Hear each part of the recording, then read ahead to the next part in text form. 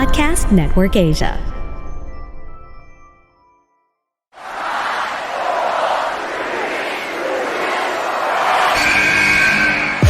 What's going on? This is Xavier Woods, aka Austin Creed. Welcome to the big time!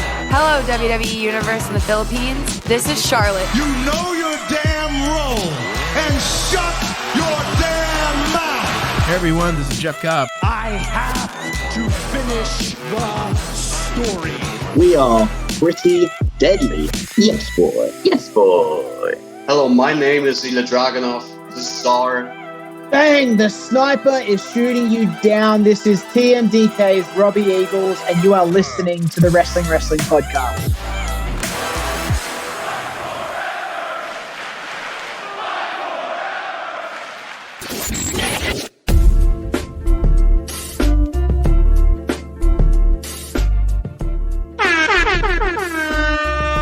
You're watching and listening to the longest running weekly episodic Filipino wrestling podcast. This is the Wrestling Podcast.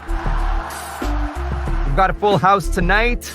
Stancy, Romoran, Chino Liao, and Emil ASH checking in on a very packed Thursday night. Ang daming nangyari. So much so that the audio-only part, I bet, is actually gonna be pretty long. Just because there's so much to talk about. Sobrang daming nangyari across all the different shows from your two major promotions in the US. So dun palang punong-puno na yung plate natin for tonight. So thank you to everyone who's watching the live stream right now. If you're listening to the audio-only version on Spotify or Apple Podcasts, thank you so much. Chino's back. Emil's back. Babyface producer Jasper at the controls. He's backstage. We've got a lot to get to, so let's start off with some plugs. Emil, let them know what they can expect if they join our growing and bustling wrestling podcast patron community. So if you want to get the full wrestling podcast experience, all you need to do is subscribe to our Patreon at patreon.com/wrestling podcast. You get all the benefits of being a patron. Of course, we have our Discord community where you could interact with your fellow podcasts and talk to us about wrestling, but also everything else under the sun, like sports, memes, fashion, and all sorts of stuff. And we also host some watch parties there. And if you missed the Tagalog commentary on the WWE Network, we did start to do that with Money in the Bank, and we're going to continue with future PLEs and also other pay-per-views of other wrestling companies like AEW. And also we have the Pasabais, which I know we're cooking up something here so sometime soon. So if you want to get your wrestling merch, you can get it through us. Also, you can enjoy the review content of the weekly wrestling shows courtesy of Raw and Rowan, Raw, SmackDown, NXT Dynamite, Rampage, Collision, and some local wrestling events as well, courtesy of Raw and ASH.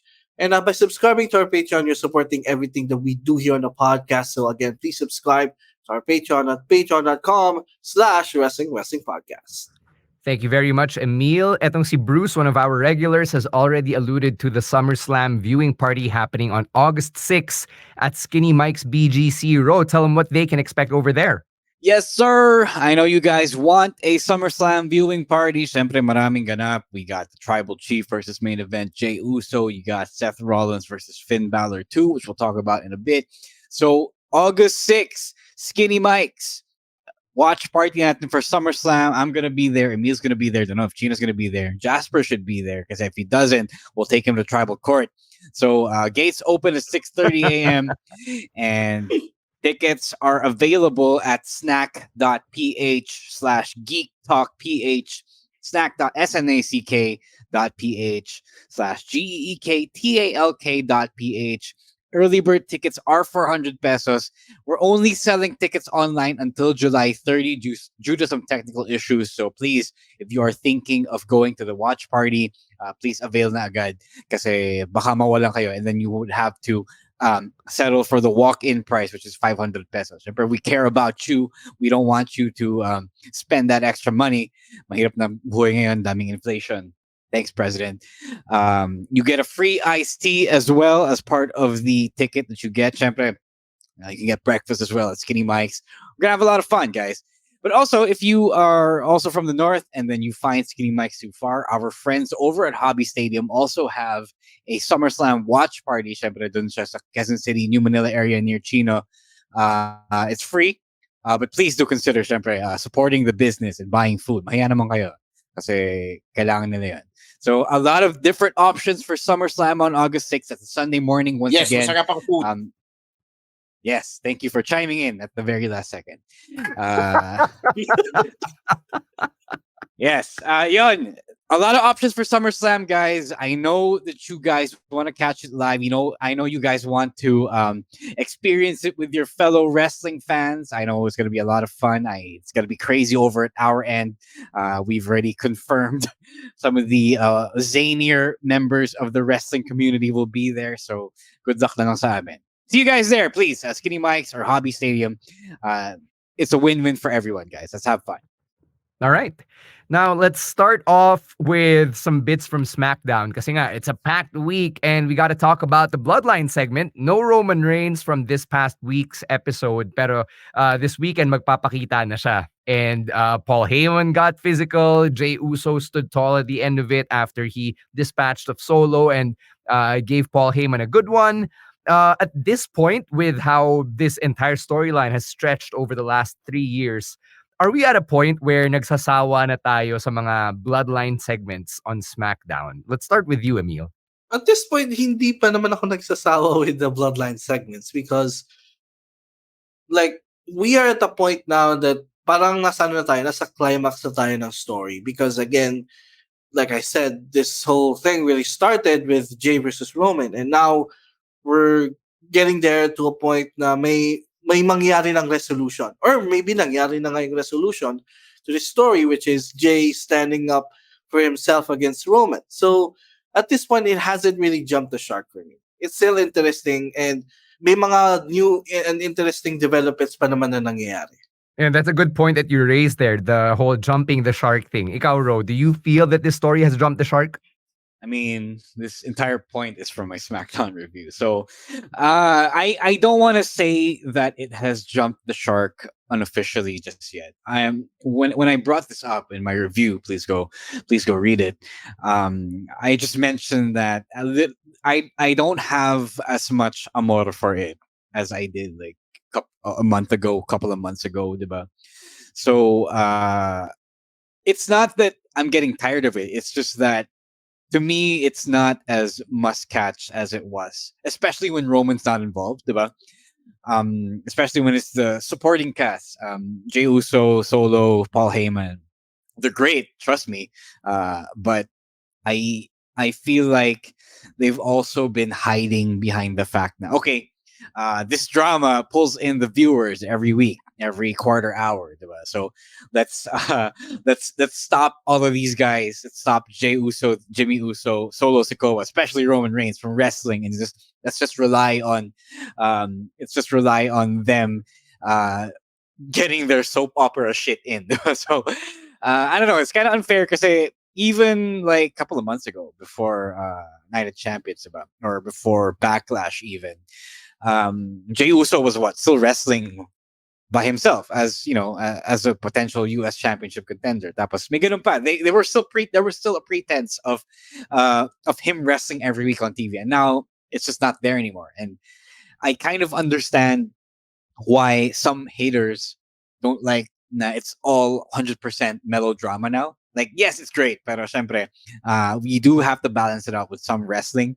I do miss these guys wrestling, and parang I don't think it's fair then that they only get away with wrestling once a month on PLEs. Tapos syempre may live events then, but I don't know how many live events they wrestle in as well. So yun lang. I hope that they switch it up because yes, it makes the money. It puts the money on the table. It puts food on the table.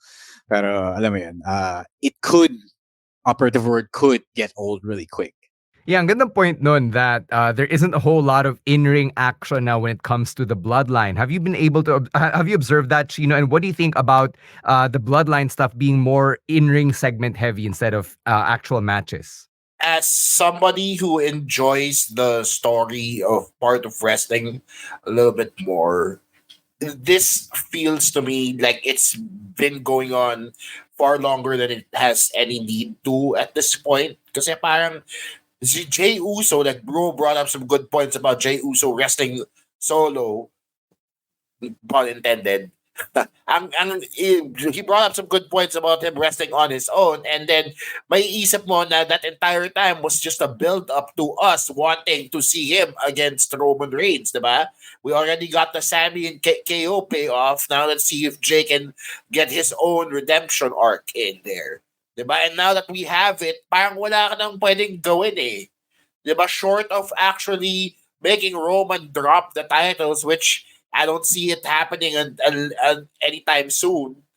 Nandun na tayo sa point na Jey Uso's gonna challenge for Roman Reigns, but is Jey Uso going to surprise us and beat Roman Reigns? Is this compelling enough scenario that it actually happens, or is it going to be same shit, different day?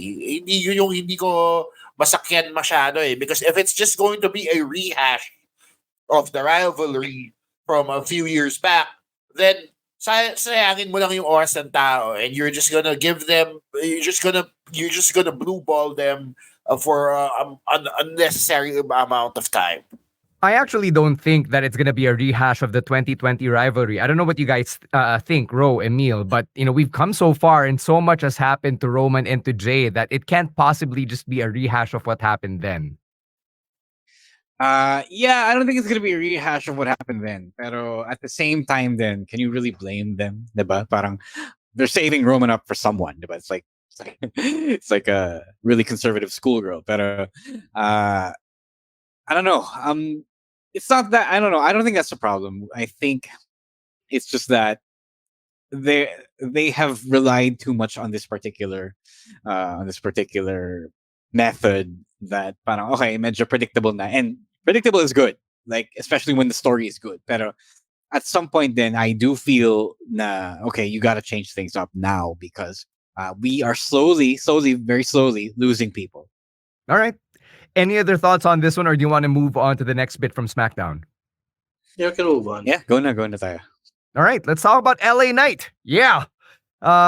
We have to talk about the future or the immediate future for LA Knight, because this weekend he's going to be in a fatal four-way against Rey Mysterio, Cameron Grimes, and I am forgetting the third person. But the idea is to have him probably face Santos Escobar the following week to become the number one contender for Austin Theory. So it's funny that this is happening a week after the post Money in the Bank episode where we didn't hear or see LA Knight at all. So what do you think about this one? Na parang people are expecting that he would get this kind of push, but we were talking about it coming out of Money in the Bank, and it looks like, I guess, WWE is kind of making it up to LA Knight by putting him in this United States Championship trajectory.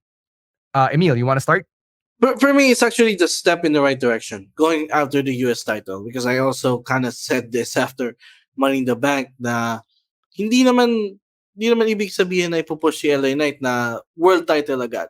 I mean, the guy hasn't won a title yet in his WWE career, so he's gonna be over nonetheless. So why not have him go after the US title? And I am glad that they're actually pushing in this direction because Austin Theory's reign has kind of fell flat already. So it's time to push it's time to push LA Knight and have him win the US title. That it's a good thing. It's a right thing to do here. Tong si Awi says AJ is the fourth guy. Yeah, sorry. It is AJ Styles. Go ahead, bro. No, my entire interest in LA Knight is as business, as completely business, because I'm not like the biggest fan, but I understand he's mega over. People love to hear somebody talk like The Rock and Steve Austin all in one, so that's pretty cool. I do think that it's like what I said last time, if you guys didn't catch it, it's not like Cody Rhodes where we can already tell you, you can already see that Cody Rhodes is a proven commodity, and WWE sees Cody Rhodes as a proven commodity, and it's a matter of when, not if. The difference between him and LA Knight is that they haven't quite pulled the trigger on LA Knight yet, so you do have to want them to do it you do have to parang hold them accountable in making sure now, okay, you're listening to the people. You already almost had a Cody Rhodes uprising nung WrestleMania. So I think you can't, tempt fate twice here by ignoring the major LA Knight movement. What did you think of that promo on SmackDown? Because the way that he delivered it actually sounded very babyfacey. And I think from Money in the Bank, yung build up noon to now, we're slowly getting an LA Knight face turn, Chino. Do you think, have you been seeing the same thing? No, I'm pretty sure he's a face at this point because I feel like, and this is again piggybacking off something Ro said, na the WWE, it's nice to see somebody who talks like The Rock and sounds like The Rock and does catchphrases like The Rock. Diba? Pero feeling ko in-underestimate din ng WWE yung power na dala ni LA Knight. Eh. Like when they signed the wrestler formerly known as Eli Drake, I'm pretty sure there was a ceiling kasi unang-una, he was a lot older than everybody else in his draft class. He was also one of the few indie darlings na kasama dun sa draft class na yun. So, I'm pretty sure when they put him on NXT, he was going to just stay in NXT a lot longer than everybody else as enhancement talent. Diba? Little did they know na may captivating power pala yung charisma ni LA Knight. And so, I'm happy for the guy. I'm glad that we're seeing more of him on TV. But that said, the way he delivers his promos is very nostalgic. But it's not like you're watching The Rock do the promo. You're watching an assimilation of The Rock. You get what I mean? So it's not the real deal here. Eh. So parang may ceiling ka pagka ganon. And I don't know if the WWE is totally sold on that whole package just yet. But I do hope they listen to the fans because everybody, myself included, has changed their opinions on LA Knight. You said na LA Knight is a simulation of The Rock. I'm not sure I agree with that because I'd like to think No, na he is. I mean, he took elements of it, but he also made it his own. No, I'm saying, that's fair. You know No. where he got that from, diba? He was very heavily influenced by that, diba? Hindi, sure, you can still, iba naman yung kumukuha ka lang ng elements versus actually copying the tone of how the person speaks, eh, diba? He's able, if anything, he's able to bring that cadence to the modern day, and yun, na-appreciate ko yun, diba? But let's not kid ourselves here na parang may pinagkayahan talaga siya. I've been watching Mr. Knight since he was Eli Drake in Impact, and it's literally the same gimmick, and then it's just naharap lang siya sa greater wrestling audience. That's why everyone caught fired. It caught fire, diba? I don't even know why it took this long because this guy was feuding with Bray Wyatt in a Mountain Dew Pitch Black match, and you guys didn't support him like that.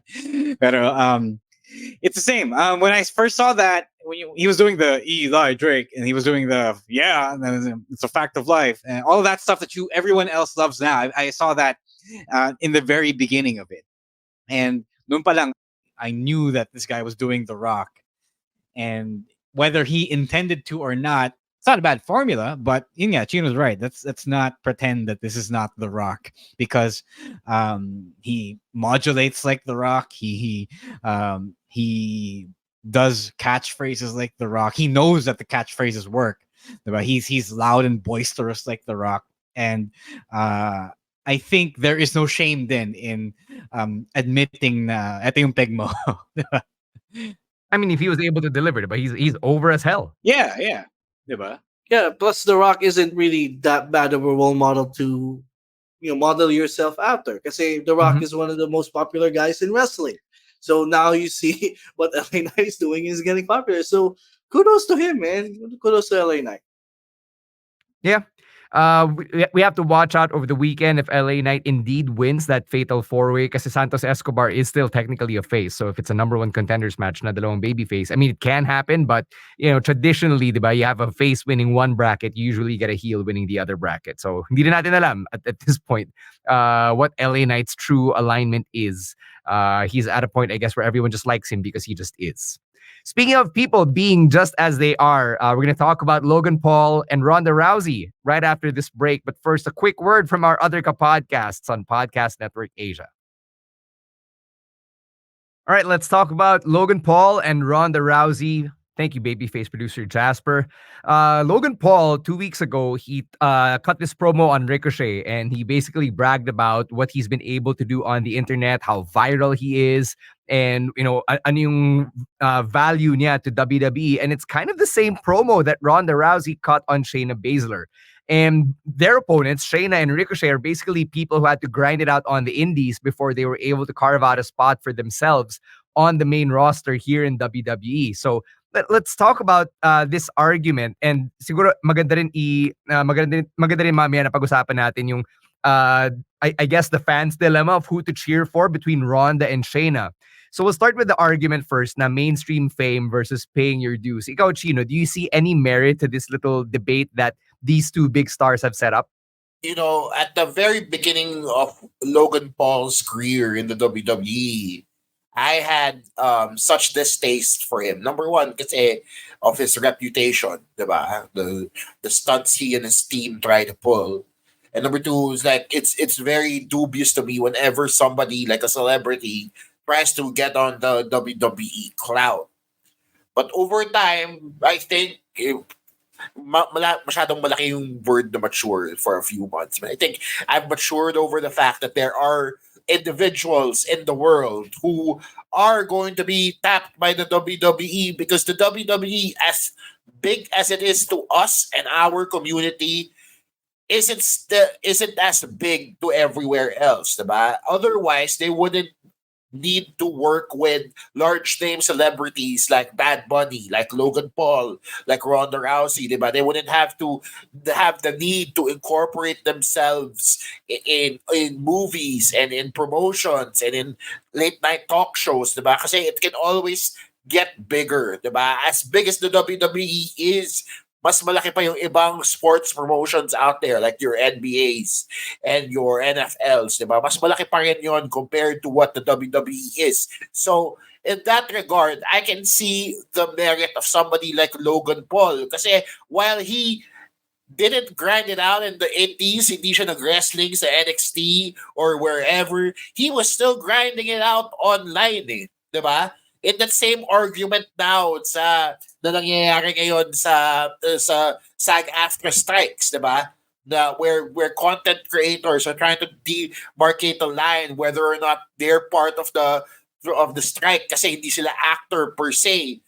Diba? But a lot of content creators are saying, teka, hindi nga kami nag-acting school, pero we also grinded it out. We also are a part of this conversation kasi nag-contribute kami to the industry. Logan Paul also did the same contributions. He didn't have to bump to the ring. Hindi siya bumuo ng ring before a show. But he grinded it out, his YouTube following, and yun yung nag-attract dun sa WWE to his sort of market. So I can see why there are instances na may benefits ka from working with somebody like Paul or like Rousey.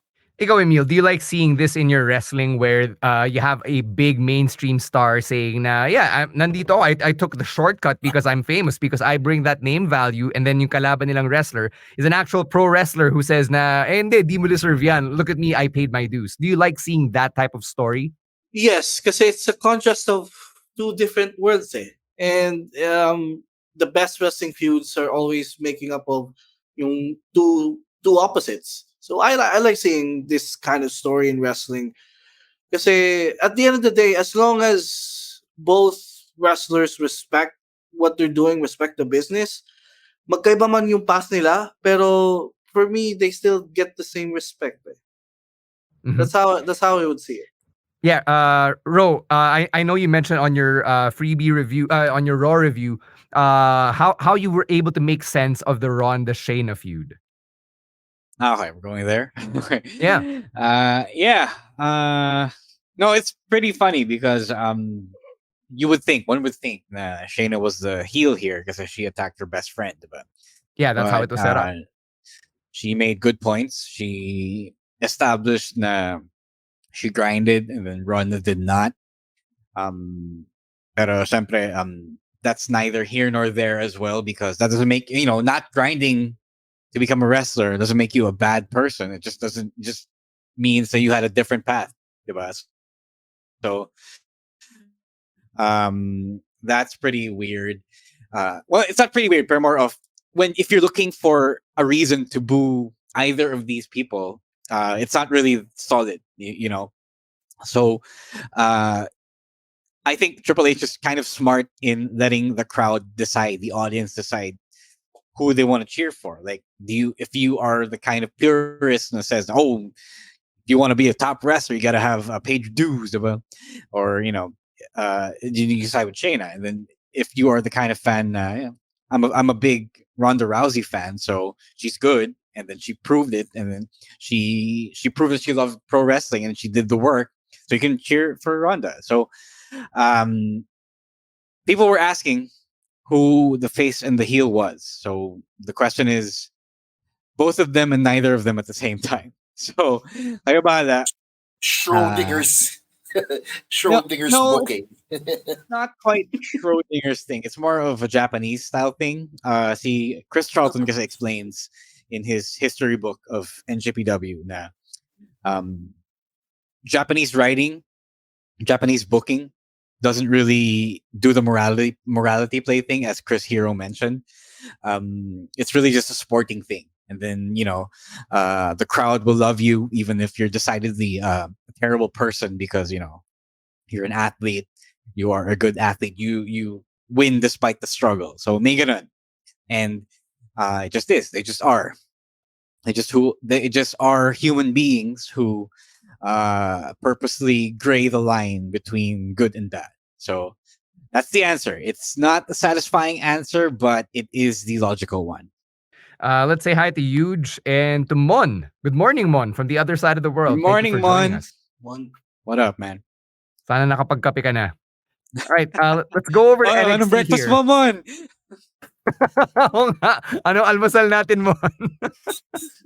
All right, let's go talk about NXT. Dirty Dom is now a champion. He's the new North American champ. And you look at this picture, all three of the stars to Finn's left are holding something, diba? Money in the Bank, the Women's World Championship, and the North American Championship. And to me, when I saw this picture, I was like, I know where this is going. Finn Balor is going to get even more insecure, and that's probably going to sow even more seeds of discord among the members of the Judgment Day. Ikaw, Emil, what do you think about this development in their story? Yun na nga, no? We thought all this time na the insecurity or the feud will just revolve around Finn and Damien. But now is with Dom here having a title, so my opinion na siya na lang yung wala. And if he loses at SummerSlam, that's gonna go even worse for him, because he's gonna be the only one who's not gonna have any title. So now it's, even though I don't want the Judgment Day to break up, now it's getting clearer to me as time goes on that this is gonna end in the breakup of Judgment Day, because Finn feels like insecure na he doesn't na he's the only one. We talked about this before na all the other guys in the Judgment Day, they are winning in the recent months. I mean, Rhea, of course, with the title, then Damien no Money in the Bank, and now Dom with the North American title. Siya na lang talaga yung parang kawawa na he doesn't win anything. So that's gonna play into it even more now that Dom has a title of his own. Yeah, but Ro, with the North American Championship now in Dom's possession, what does this do to Wesley and Mustafa Ali for the Bash? Well, I know the match is now between Ali and Dom. So, because Ali did win his right to challenge. I think may last minute adjustments. I think they're gonna add Wesley to it and make it a 3-way. Because you can't just push him to the side. So yeah, I don't think there is an insecurity by Finn toward the other members of the Judgment Day. I think whatever internal tension there is was still always between Finn and Damien, because Damien was the one trying to encroach in his territory and challenging for the World Heavyweight Championship. So I don't know where you guys are getting this from. I don't think if there is a breakup, it's not going to be the entire faction imploding, but someone kicking Damien out of the group, or maybe Finn getting kicked out of the group. So I don't see this as something that would trigger Finn. I think it's just, there has been a report that said that WWE is looking at the Judgment Day as the next Bloodline. Kasi maganda yung numbers nila. They've been pulling in the ratings. They've been setting social media on fire. People can't even, people don't even let Dominic talk. So they're big, and it's amazing because originally they were, it was a whole different Judgment Day at the beginning. So that's pretty cool for them. So I don't think you're getting a breakup for those reasons alone. Chino, do you see a world where Finn wins at SummerSlam and all of them are holding something? If anything, it's more reason not to give Finn a title. Diba? Kasi nandun tinitease na nila yung seeds of discontent between the members, right? So if you give Finn the title, it negates all that storytelling that they were building up to. Maybe we could be wrong, diba? We read it the wrong way. It motivates Finn Balor. He wins the title. Damien Priest goes after another title, and that's that, diba? Pero I don't think they're going to swerve us like that kasi masyado nang madaming time na ininvest dito sa kwento na to eh. They played it out for the past few months now, and so the payoff is only pointing in one direction. And unfortunately for the Judgment Day, it's in a not so pretty direction. I want to bring this back to Dom because I think it's a very interesting decision to have him hold the North American Championship since the US Championship has a story going on, and it's kind of inconceivable to have this version of Dom defeat Gunther since he's basically Roman light. So I'd like to think it was a creative way to give Dominic a singles championship, especially when the Judgment Day has been going on this type of road. This is for anyone, by the way. And especially since he hasn't been on NXT like at all. Diba? Hindi naman siya NXT graduate like the other three guys in the faction. So that's also something to note. I dare say that it pretty much ruined Shawn Michaels' plans because for sure nobody was expecting this. Or maybe they did. Maybe they knew that the end game was Dominic winning the championship right before the Great American Bash. So that's messed up. Ang ano ka lang is I hope that Wesley gets promoted because of this kasi he got shafted in this particular situation, diba? So ako naman, we've been saying whenever we predict NXT shows na Wesley deserves to get a bigger story, go for a bigger championship. So I think this might be it. This should be it. Kasi who else are you gonna do after Ilya versus Melo? Yeah. I do wonder if because of this win, they're planning to have Dominic spend time in NXT, or maybe is he just going to be a transitional champion for someone else? Maybe Ali, maybe someone else. So yun lang. So kasi this is the first time he's been on NXT since. I mean, he did appear last year, but he's not a staple really on the NXT roster. So that is something that I'm interested in the next weeks to come. I will say that having the title on Dom allows him to be a little bit more legitimate, diba? Na parang dati siya yung +1 ni Rhea Ripley. Ngayon, halos magka-level na sila. I say halos the heaviest of senses. Pero giving him a title, it really puts the impetus on Finn a lot more now. So parang, again, back to my previous point na bibigay ba natin talaga yung title kay Finn just to be the all-belt screw? Is that what they're trying to do here? I don't know. Maybe not. We'll see. I mean, if they're the next Bloodline, then I guess that's the way to go. But the old Bloodline is still there, though. So it's like, diba, parang, are you going to fast-track this storyline while there's still this whole other storyline happening? It's kind of getting messy for me. If they are gonna make Finn win, I don't think it's because of any insecurity. I think it's because of the fact that he got robbed by his own body of the original Universal Championship win, which is the entire point of his feud with Seth, which we'll talk about in the audio only. Yeah. So if Finn does win it, then he can finish his own story. Oh yeah, right. Factor.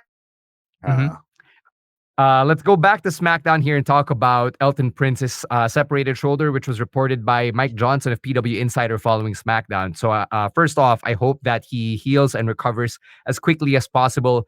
But following the injury, or the news of the injury breaking on the internet, people have been piling on Ridge Holland and criticizing him pretty unfairly because people are still thinking of the Big E injury from March of last year, and now they're calling him things like unsafe and everything. To the bumalik yung death threats, people being irrational to the point that Ridge Holland deactivated on Twitter.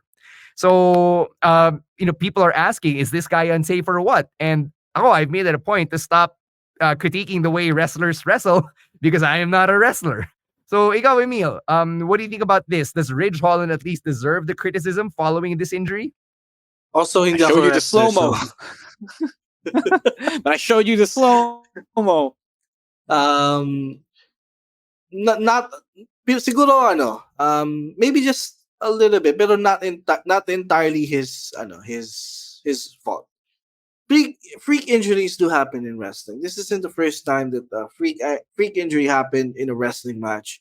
I didn't see any malice. I didn't see any intention to hurt on which part. It was an awkward fall, yes, for Prince.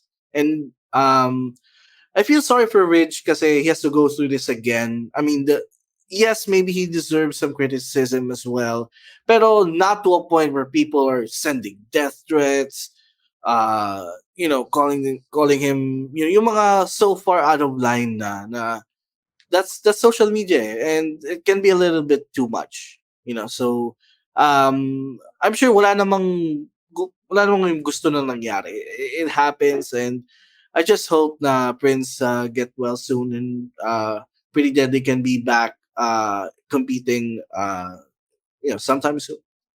Mm-hmm. Ikaw, Chino, what went through your head when you first saw Twitter go apeshit over this incident? Siyempre, sumali ako sa outrage first and foremost kasi yun yung gusto kong gawin sa life ko eh. I have accepted my flaws as a chaotic person. But then I thought about it. I thought about that. I saw this thing that was poignantly written on Facebook, one of those For You things.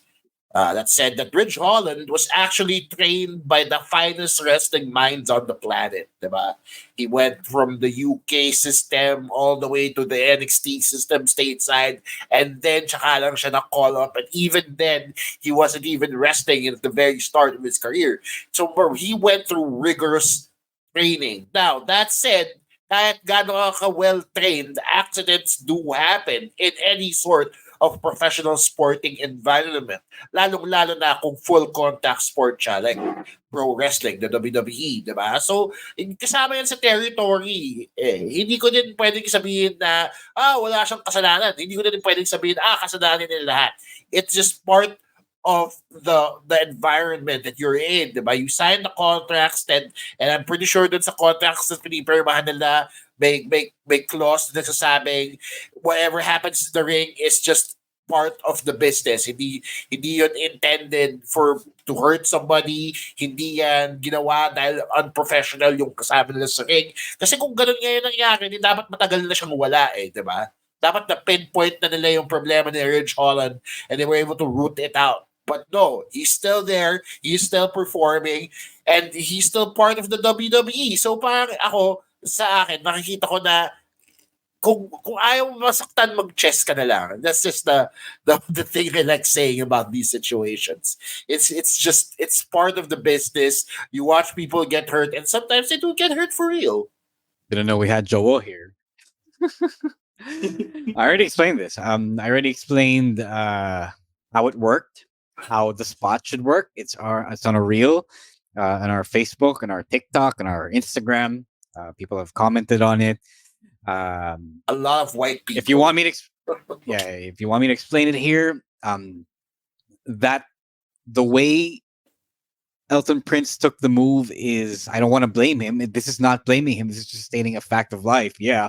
The way you take the move is the way you deliberately take the move. And he didn't have to do a flip like that, but he chose to for our entertainment. The same way people will do a literal backflip off a clothesline, of one one lariat, diba?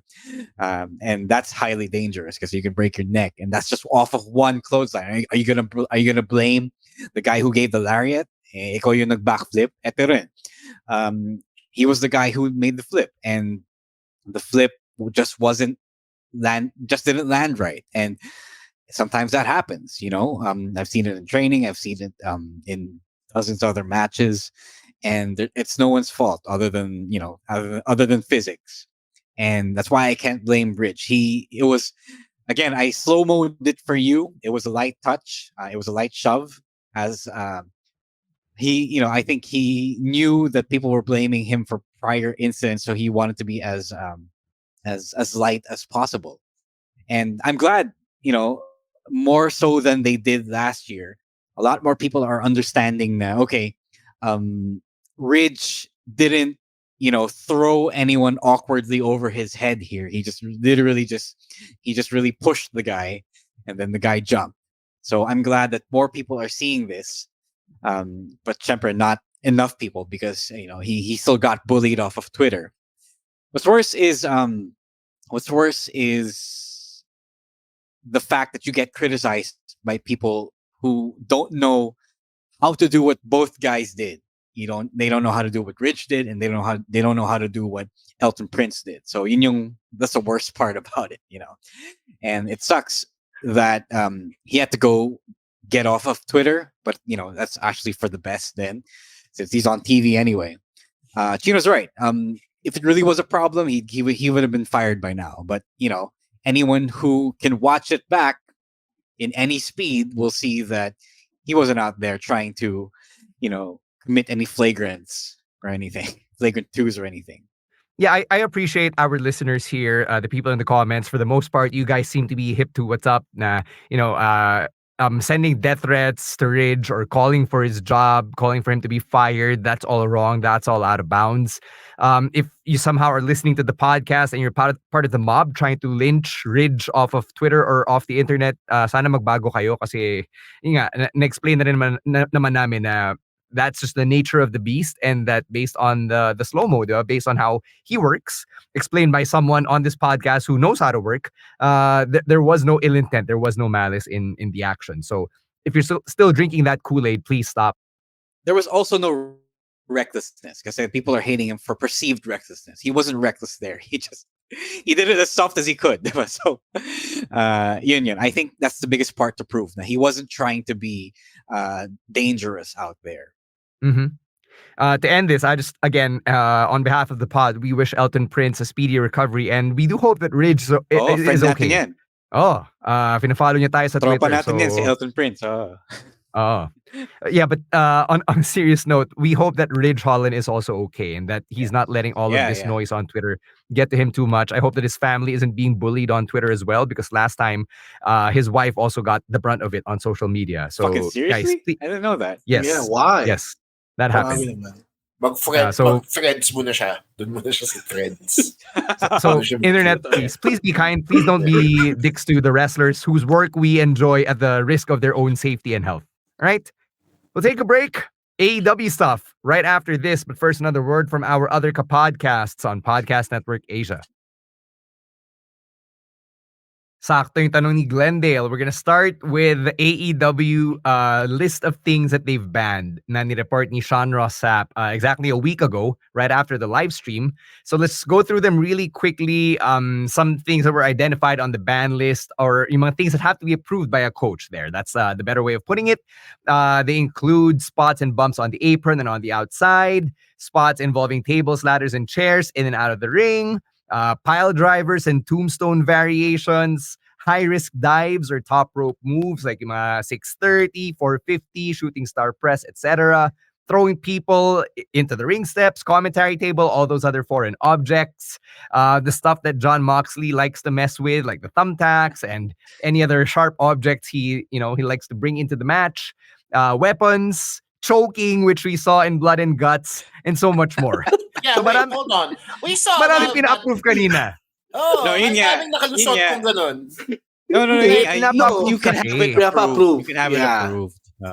Yun yung pinaka-crux dito na pwede pa ring mangyari on AEW pero dapat i-approve ng coach or the producer who's handling your match. So, okay, Chino, umangal ka na about this one. What do you think about this news bit na ni-report last week? First of all, John Moxley does a promo and he already bleeds. So parang hindi ko naman kung bakit, di ba? Parang sobrang good. Naglabas siya ng bed of nails. Like, what the wrestling logic will dictate na may bed of nails ka? Diba? Unless it's a death match. Sobrang, minsan OA na siya eh, di ba? But then as on the other side of things, parang medyo OA din tong AEW because their focus at the very beginning, at the very inception of this company, was to give us wrestling, di ba? It was to give us high quality wrestling delivered by high quality wrestlers, and to glass ceiling them like that, by prohibiting certain moves, certain spots, certain gimmicks, kind of takes away from the wrestling that we already know. If anything, parang lumulugar sila sa territory ng WWE. I might be wrong, but it's starting to feel that way. It's starting to feel like they're trying to cater their product to the WWE market. Mm-hmm. Ikaw, Emil, do you think this is a bad thing? Honestly, really, no. Hindi siya bad thing for me. Kasi, some people are afraid na with this development, the product will turn into this soft style. I'm calling it soft, because that's what they call it, that they always attribute to WWE. But this is a good thing in my opinion kasi with ngayon yung schedule nila mas packed na compared before. Like we already have 2 weekly shows per week. 3 weekly shows per week. And then they're starting to have some house shows, scaling down on the intensity and the danger of the matches that they're wrestling with is only going to be beneficial to their careers in the long term. Pero di naman ibig sabihin, parang ang ano nito, hindi ibig sabihin na every match puro all out na ganun. Like you could do it once in a while in a special occasion, pero not every match is gonna be like that. Kasi mababurn out yung katawan ng mga wrestlers. So I feel like this is gonna be beneficial in the long term of the career. So some people like Darby Allin, who always goes out, parang every match, parang feel mo, lagi siyang parang malapit siyang ma-injured or he's gonna injure himself. And again, for those people who are, not everything is banned. So may mga again, like we already said, it has some things needs to be pre-approved. So parang ang lumalabas ito sa akin, those wrestlers who knows how to do a certain move or do certain things are probably gonna be allowed to do them because parang they've been doing this for a long time. So, pero yung mga baguhan, yeah, they need some coaching from the coaches, I guess. So this is gonna be beneficial for the product, I think. Ro, may sinabi si Chino kanina about this list making AEW more like WWE. And let me ask you if that's something you don't like. No, I like it. Emil hit it completely right on the head.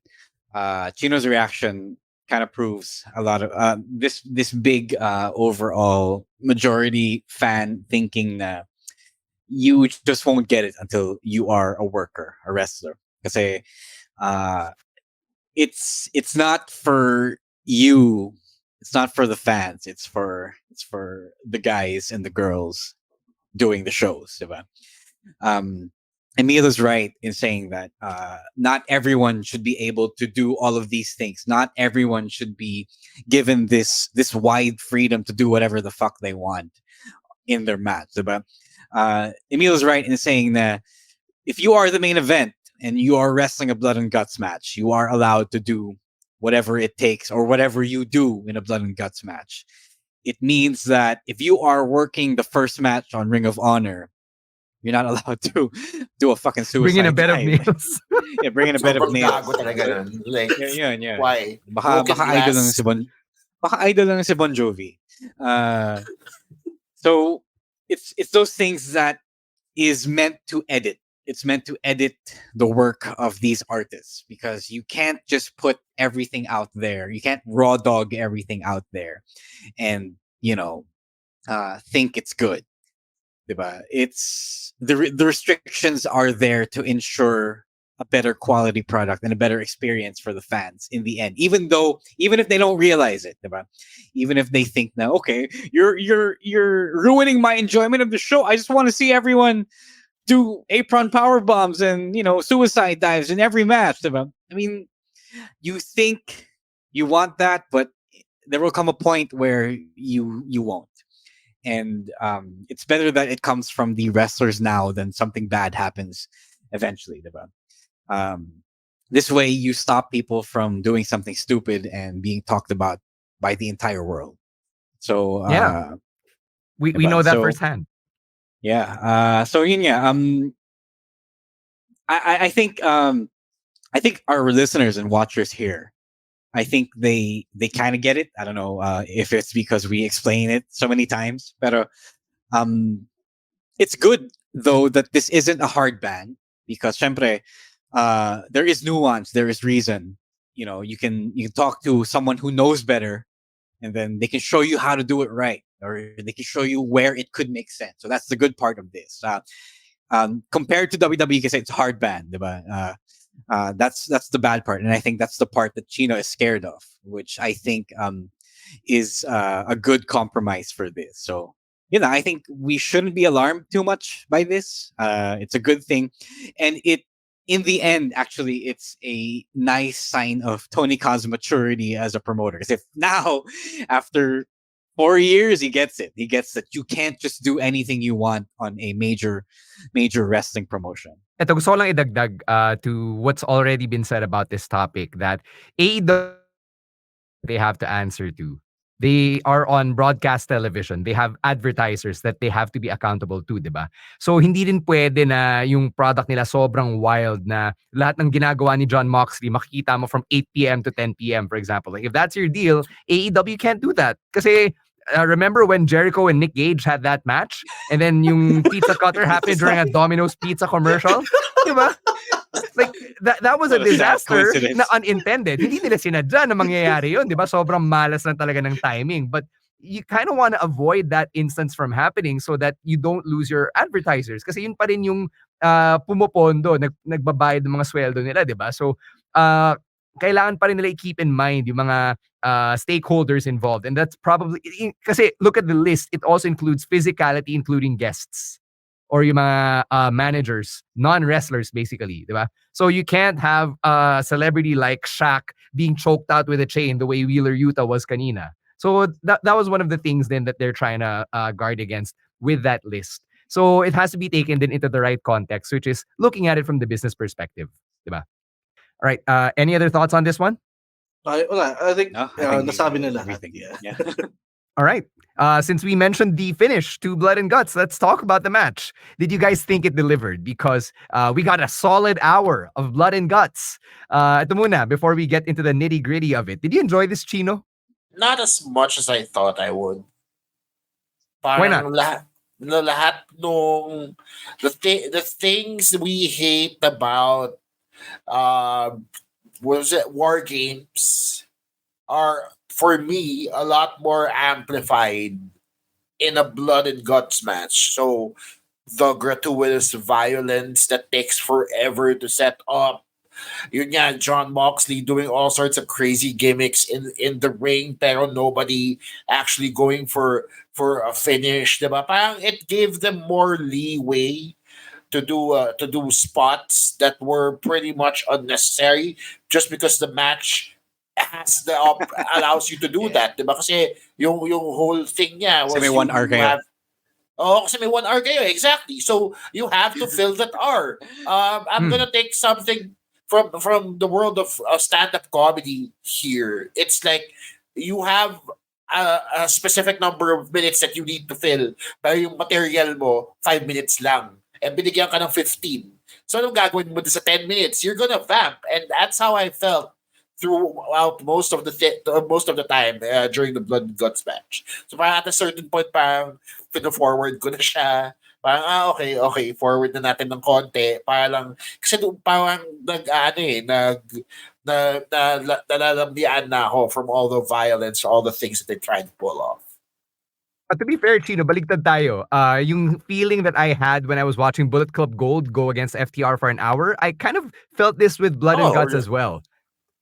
So yun, magkaiba tayo ng experience watching Blood and Guts. I actually enjoyed it, but there were some things that were kind of odd. Kind of like Kota Ibushi's AEW debut, which I found so on brand for Kota Ibushi, where inuupakan na yung mga kakampi niya, puta, ano pa siya sa fanfare na, oh yeah, bask in my glory, AEW world, before he slow walk to the ring and join the fray. Emil, what did you think of that? Because like, God, Kota Ibushi, what the hell? Your teammates are getting creamed out there.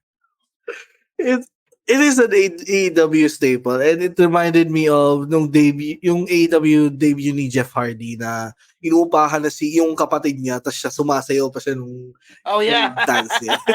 Pero yeah, Yeah.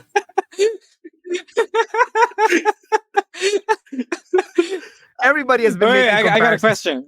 Yeah. No, I was gonna go off of Neil's comment here because last week I mentioned when they announced Ibushi nung main event, nung last segment ng Dynamite, I was arguing that they should have just had him be the badly hidden surprise of the night, diba? Of Blood and Guts night mismo. Like when you're making your entrances, he is the CM Punk heavily anticipated surprise, diba? So since he trotted out to the ring, absorbing the fanfare, would you have preferred na he did that as a surprise? No, Yeah. I would have rather na in-announce na lang siya last week, as in he appeared in person, Yeah. and para dito sa Blood and Guts, tatakbo na rin siya the way that the Young Bucks did or that Hangman did. Actually, one of the Young Bucks also took his sweet time getting to the ring. Dehado na nga sila nun. So parang dun din, medyo nainis din ako na parang, come on guys. Well, konting urgency naman. Yeah, if you would compare it to again, I don't want to really compare AEW WWE, pero when you watch a War Games match, and parang pag timer na talagang ano na nila, nagmamadali na silang tumakbo dun sa ring, which compared dito na parang nagja-jogging lang yung iba. I think and this is pulling back the curtain a little bit sa MWF, no? Kasi in MWF we have actually acting lessons and some acting guidance, diba? Kasi we have an actual TV and movie director helping, and you have Stan teaching acting. So I think walang ganun sa AEW because they just wanted to be purely wrestling. They didn't want to be, they didn't want to be influenced by the evil world of TV. So maybe WWE had the sense to teach people now, okay, this is how you should act in a situation like this, in a story situation like this. And AEW just did not. Kasi, yun nga, wrestling lang. Yeah, diba parang for the fans, for the listeners of this podcast, kung yung tropa mo inuupakan na, will you walk logically, slowly and power it walk? makes- Diba hindi? Diba re-resbakan mo agad? It makes as much sense as, oy, may baon akong bed of nails. Yun. It's as much sense as that. No, dude. The bed of nails in context works kasi Moxley is just so violent. He really just wants to make Kenny Omega suffer. But he's slow walking I think and it's funny absorbing that the love. I think it was just funny that he was creative enough to have a bed of nails made A for literal bed of nails. On brand yun for John Moxley. I could not complain when I saw that. Yeah. Yeah, and I know how to bed of nails really alleviates the pain in the back, pero how can you gimmick a freaking bed of nails? Like it's nails. It's the first time I've seen that in wrestling, and talagang napasigaw ako when Moxley and Omega, they were the ones who took the bumps on that bed of nails. Ikaw, Ro, do you want to explain that here or offline?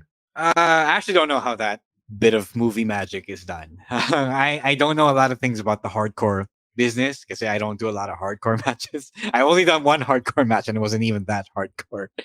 So wala ako alam dyan. I can't explain it to amigo. All I know is the barbed wire isn't really barbed. So yun na. I think going back to the question Stan regarding Ibushi's debut, even though the entrance was great, but I felt like something was off with Ibushi. Maybe because it was ring rust or maybe he's still injured, pero parang he was out of place for most of the match. Yun yung nafe-feel ko sa kanya. And honestly, I'm gonna wait for an actual singles or a tag match with Kenny before maybe we could properly judge or say something about Kota Ibushi in AEW. I'm gonna go back to Chino here. What did you think of Takeshita and Pac walking out on the Blackpool Combat Club? Yeah, it was interesting. See Pac walking out because this is his first match back, diba? Yeah, Like he in quite a while. wasn't he off Yeah. injury, and then this is his first match back. Feel like they're trying to pull a with Takeshita. I still can't say, but with Pac, I feel like they're trying to pull a turn with Pac, trying to make him go after Claudio and them. Baka kasi it feels weird because when he went off TV, he wasn't a face, right? He wasn't a heel pala, diba? He was a face. Well, he's an anti-hero. He's never really So 100% parang babyface. so sa akin, I feel like him walking away from BBC was him actually trying to go back into his original face alignment here. Kasi parang, nung nakita ko siya side with Claudio and Moxley and them, na parang nakita ko, wait lang, di ba, parang mabait siya, so ba't nag-heal siya ulit? The guy literally calls himself a bastard. I'm pretty sure he's not a good guy. I mean, there were a lot of people who would, hindi naman porket bastard masama na, no? Plus, he No, I has think he beef with is- all the elite. Yeah, I think he is Oh. like one of the most accurately written for characters in the entire company. Because, well, it's easy to write for him because he's a dick to everyone. But I think that was pretty on brand. He marches to the beat of his own drum. Mm-hmm. Ikaw, Emil, any thoughts on the walkouts? Pac made sense. Si Takeshita medyo hindi because in the weeks leading up to Blood and Guts, they didn't really show na any parang any miscommunication between Takeshita and the BCC. Is it it's as if na Takeshita is actually a member of the BCC if you didn't have any context of what you're seeing on TV. So maybe maybe the feud will go down to Takeshita versus Kenny or someone else, pero the Pac move made sense that Takeshita medyo hindi. So, ang basa ko dito sa walkouts is that the Blackpool Combat Club plus Takeshita and Pac, it's just a loose alliance of people who all hate Kenny Omega. So, when na-friendly fire ni Claudio si Pac, napiko na si Pac, like, okay, fuck you guys, walk out na ako. Kasi wala naman siyang attachment sa BCC eh. And then Takeshita and Don Callis, it was never really explained kung ano yung basis ng relationship nila. So, I never saw Takeshita and Callis as part of the BCC. No, they did. So, I don't know. I Relationship never saw it. of them of who of Takeshita and the BCC. No. Callis associating with the BCC. Like, I never saw with BCC. them Okay, really be incorporated as part of the group. Like, it was always Callis and Takeshita, but never them two plus BCC, right? So, nung nakita ni Don Callis na, hala, wala na si Pac, dehado na kami, 5-on-4. Let me protect my investment and pull Takeshita out of here. Right. Kasi wala, maupakan tayo eh. So, it made sense to me, di ba? And BCC, sila naman talaga yung team, so they were gonna ride it out until the end. Whereas the Golden Elite, these were all guys who are friends. Like, their basis is literally their friendship. And this win meant na friendship trumps everything else, diba? So the power of friendship wins. Happy, fuzzy, warm feelings all around. So, despite Yuta getting choked out with the chain. Plus the facial reactions of Mox and Claudio while Yuta was getting choked out, diba? It really told a story of how they were so just resigned to their own fate. So that's how I read Blood and Guts. Kayo, in the comment section, or you guys, if meron kayo ibang reading of it, you can let us know. Hit us up. It's at Wrestling2XPod on TikTok and on Twitter. All right. Last bit here about AEW before we get to our audio-only discussions. Na marami pa. Let's talk about MJF and Adam Cole. We got another very sports entertaining segment on Dynamite earlier with a dance-off, and then Adam Cole and MJF winning the Blind Eliminator Tag Team Tournament. Do you want them to go on an extended run here as a tag team, even beyond All In or All Out? Emil?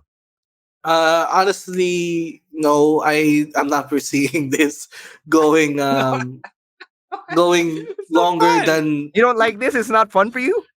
I love this, pero again, I'm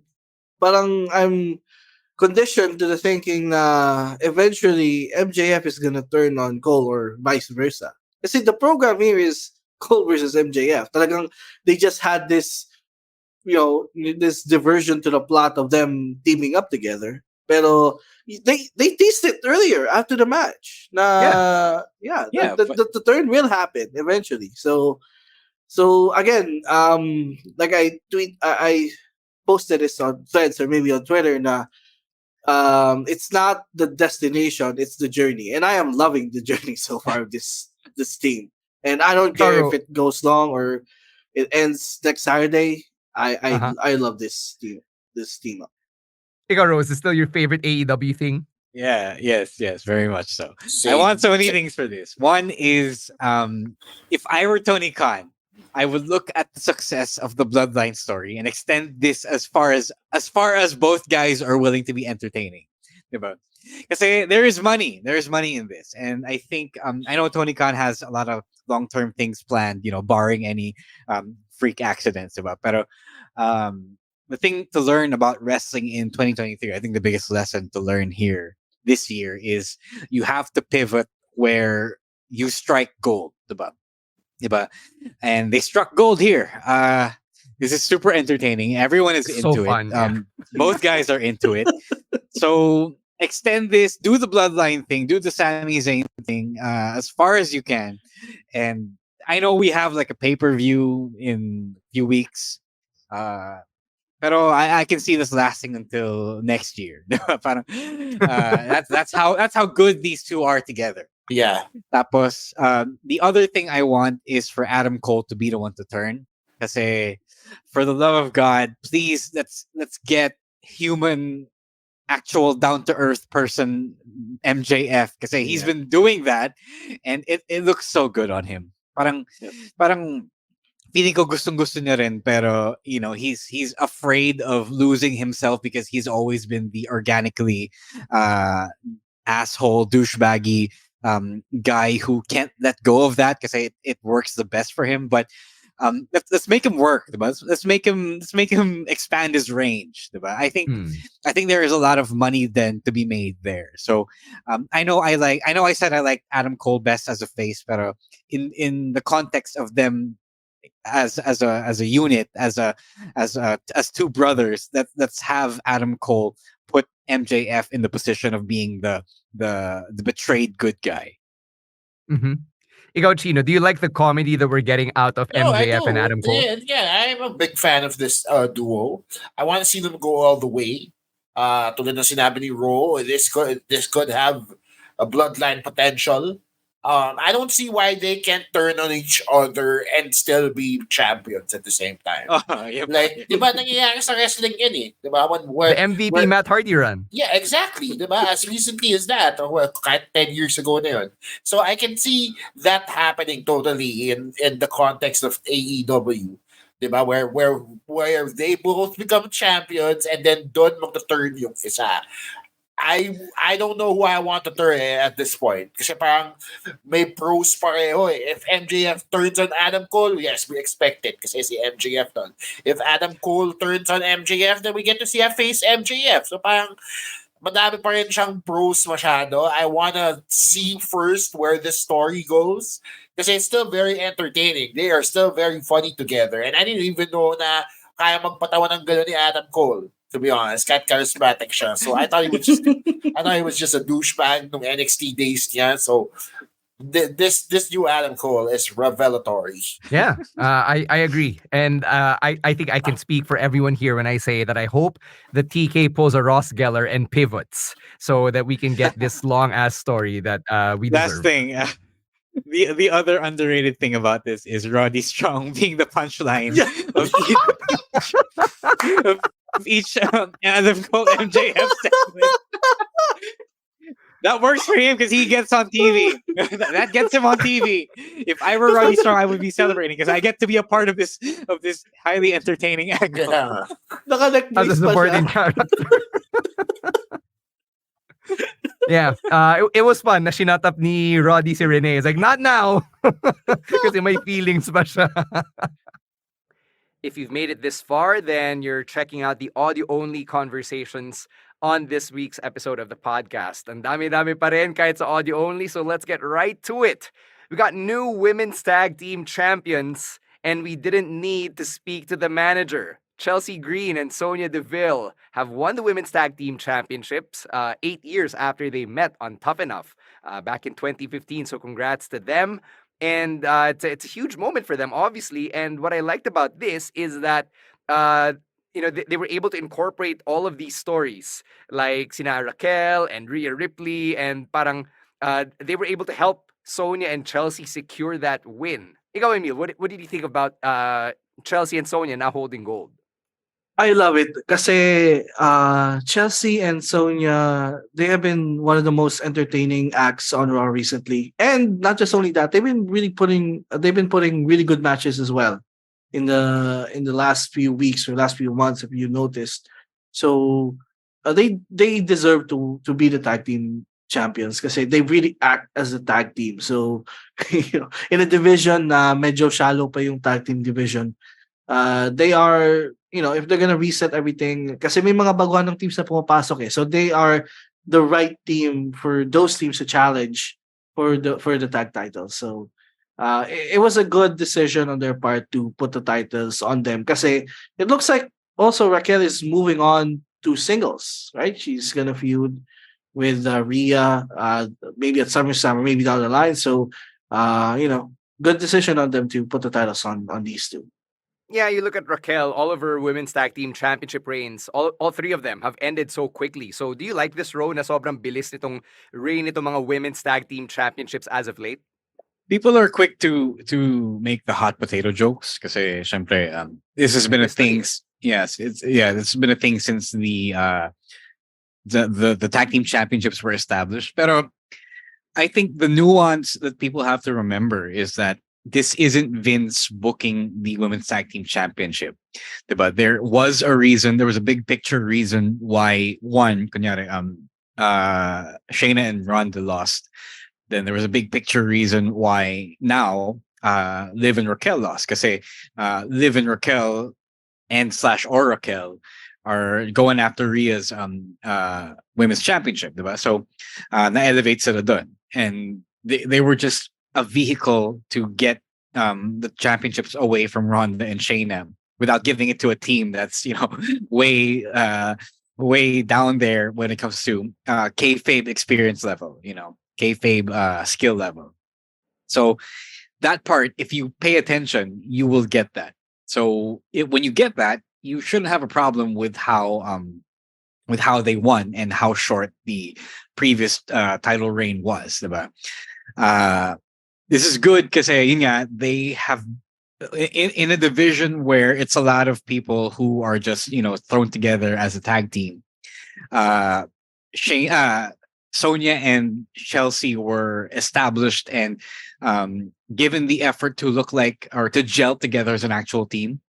Binigyan sila ng kwento. They were given segments to flesh themselves out as friends, and I think this might just be the last short tag team championship reign in a while until something bad happens and I have to eat my words. But I think it's unfair then to judge it as a prestigeless hot potato championship without really paying attention to what they were doing here.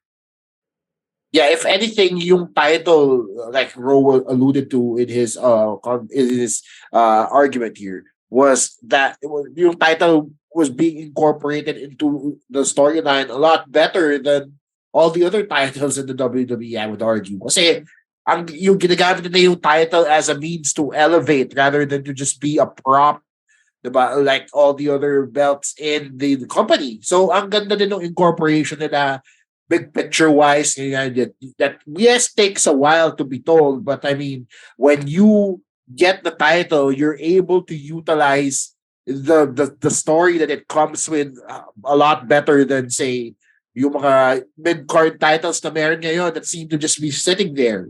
Diba? So I agree with what Rose said. I also like how they gave it to Chelsea and Sonia. Kind of wished that they did the same for Mandy and Sonia back in the day. Pero it is what it is. Congratulations to them, and sana madami pang Karens ang sumikat sa mundo ng wrestling, I guess. Actually, the beautiful thing about their partnership is that Sonia was the manager. Yeah. So you have the Karen and the manager, or the ex-manager actually teaming up here. I also appreciate na mas may symmetry na yung outfits nila. Dati sobrang mismatch nila eh. But now they at least have the same color scheme. And yun nga, it's kind of hard to remember that they did meet on Tough Enough all those years ago. Magka-batch pala sila, diba? So if they could have at least incorporated that, maybe more people would understand. Yeah, But at saka I like how they're able to actually make their tag team symmetrical now. Hindi na yung pinagsama sila randomly. Yeah. yes. Kind of like Liv and Raquel. Diba? Para at least, diba? Or Shotzi and whoever she tags with at this week. So, maganda din na may konting background na sila. And they look like an actual tag team now compared to the champions that they beat. Yeah, the best part about them being champions is that they get to be on TV more, and I can hear Samantha Irvin say Chelsea Green in the most malandi voice ever. I love it. It's one of my favorite parts of Raw. More Raw stuff here. Finn Balor and Seth, they were involved in a very, very well produced and well written TV promo. And Ro, you had a lot of praises for this on your review this week on Patreon. Yeah, kasi, people like to shit on TV writers in wrestling. They assume kasi na, okay, you don't know wrestling, so you can't produce good wrestling TV. But when you don't work under the direct supervision of Vince McMahon, this is what actual good TV writing can do for your wrestling television show, diba? Like I said on the review, it's not one of those segments now. Okay, you the two wrestlers will work out what they were going to say to each other, diba? And they're going to go shoot the thing. This was a segment with an actual script. I believe there might have been an actual screenplay kasi klarong-klaro yung kung ano yung shots na gagamitin nila. Yeah. They were trained to deliver their lines a certain intentional way.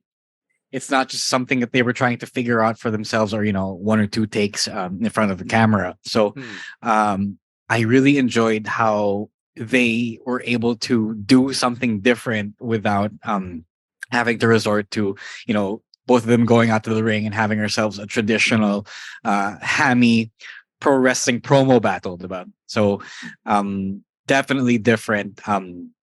We haven't seen something like this since Lucha Underground. Pero this is definitely a different setting than Lucha Underground. And I'm glad that yung nagawa nila doon in that TV show can be done in a major mainstream wrestling show like Raw. I would argue that this was even better than anything we've seen on Lucha Underground. Right. Kasi okay. Yeah. Yung Lucha Underground, medyo ridiculous din yung premises niya, di ba? Sometimes it's the gang war, sometimes it's mysticism. This was personal. They were successfully able to turn real life drama into TV drama, and they were able to script it out so well. Those extreme close-ups they did on Finn, kitang-kita mo talaga sa mukha niya yung expression. Yeah. You can hear the tension in the air and in their voices. Ang galing, it's like you're watching something on HBO. And I know Seth already dabbled his feet into acting. Pero si Finn, kung gusto niya mag-acting, why not? Diba? I'd buy it 100%.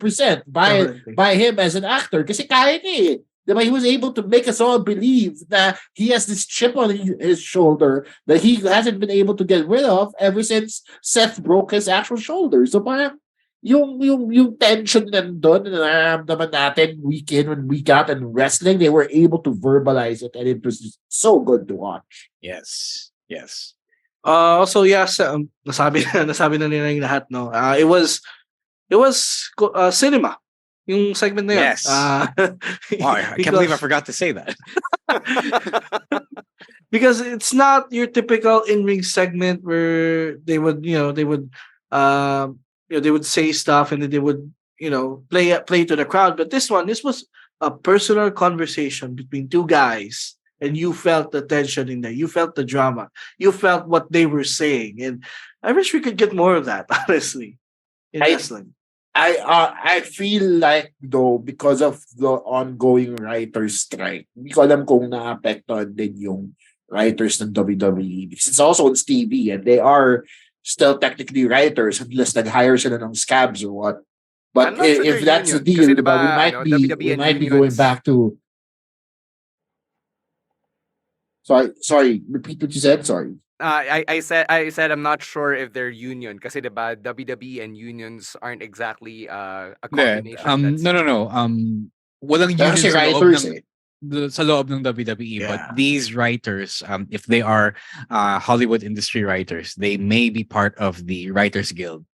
Oh, okay. Yeah, So kasi kung that I didn't TV know. writer sila, then more often than not, you are part of the WGA, and the WGA has been on strike for 70 days now. So I don't know how that affects the product that we watch on a week-to-week basis. For sure, may wrestling pa rin, but whether or not the quality remains the same is still up in the air. Yeah, I'm actually not sure how it affects the people writing for WWE. So I don't think I've seen any news article delve into that. Pero if we were still able to get this fire segment on Raw, then I'm guessing they're still there. Kasi kung wala, we'll be back to the old days. Mm-hmm. So yeah, I just want to see more of this. I think somewhere Freddie Prinze Jr. is looking at this episode of Raw and smiling because this is the type of stuff he was trying to teach about a decade ago, diba? Speaking of seeing more of this, I think we will, kasi for one, this just wasn't one of those things. Okay, we'll shoot really quickly backstage before the show, diba? And then we'll run it later tonight, diba? So, if there is a lot more space, especially if Vince doesn't, make any last minute changes, then I'm sure we'll get more of this. But on the other hand, like Finn and Seth were like elite actors in, with regard, by wrestling standards. So I don't know if anyone else can be, or a lot more people can be like that. Maybe Roman, maybe the Usos. But I don't see it happening for everyone. Pero syempre, it gives everyone, a standard to strive for. Mm-hmm. Let's go back to SmackDown here and talk about that very quick blink and you miss it segment between Bobby Lashley and the Street Profits, where Bobby basically went to the arena para sunduin sina Montez Ford and Angelo Dawkins. And it seems like they're getting a group together. People are saying na ito, Hurt Business 2.0. Why aren't they including MVP or Omos or Shelton and Cedric? The people that Lashley has an actual history with. Chino, what do you think about this new group for Bobby Lashley? It's interesting. Medyo wait and see, but at this point, I don't know how long it'll take before maging Alipores na lang yung Street Profits. Like it feels like a serious downgrade for former WWE tag team champions here. But again, I mean, WWE has been high on the Street Profits in the same way that they've been high on Bobby Lashley. So we, again, just have to wait and see how this plays out. Because I don't know how much of a charismatic person Bobby Lashley is to lead a faction on his own. Diba? If anything, in Hurt Business days, it was MVP was doing all the talking. Diba? And Bobby Lashley was just there like lead muscle guy.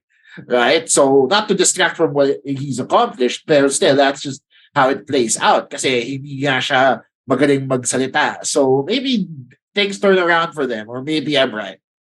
May rumors na the Street Profits were supposedly set for a heel turn later this year. So, Emil, do you think na ito na yun na Lashley's gonna turn the Street Profits to the dark side?